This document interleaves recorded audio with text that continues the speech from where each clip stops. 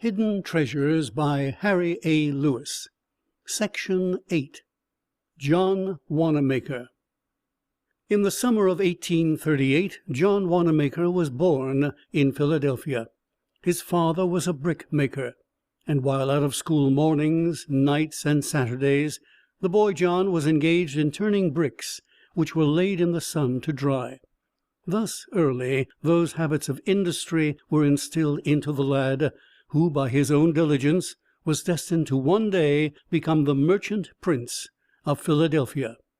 A few years later school was abandoned for steady employment, which was found in a store 4 miles from his home, where he boarded, for he had not the means to do otherwise, thereby walking 8 miles per day, aside from his duties at the store, receiving $1.25 each Saturday evening.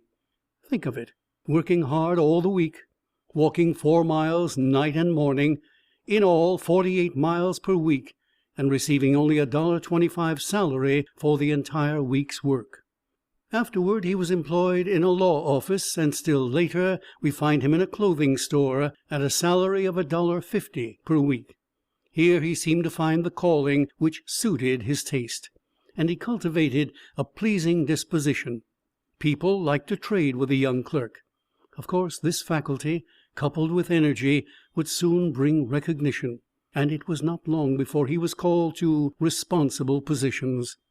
Another strong feature of the success of John Wannamaker was that he lived on less than he earned, and saved the balance. In 1861 he had saved several $100s, and as he had earned a reputation for honesty and ability, he was enabled to start in business on his own account.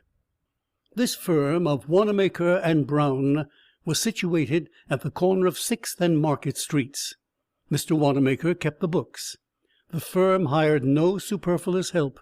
Everything that they could do personally, they hired no one to do. A firm which possesses ability and follows such business rules will succeed. Notwithstanding that the times were unusually shaky, they prospered. As the business increased, other stores were opened, and John Wannamaker, the poor clerk, after a period of 20 years of enterprise, pushed by energy, controlled a force of 6,000 employees. Not only does the firm handle clothing, but every conceivable article generally found in retail trade, the establishment being the largest in the great city of brotherly love. How pleasant it is to see men to whom God has bountifully supplied money, using that means for the good of their fellow creatures. Among the liberal, whole-souled millionaires of our country, John Wannamaker is to be found.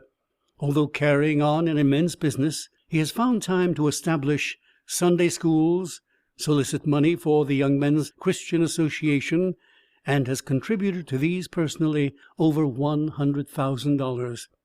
John Wannamaker is a philanthropist. One of his favorite schemes has been to go into the vilest neighborhoods, establish a Sunday school, build nice houses, and thus bring the locality up to the plane of respectability.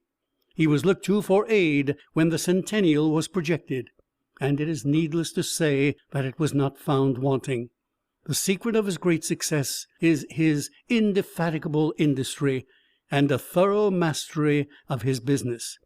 He is one of the most enterprising merchants in history. End of Section 8. John Wannamaker.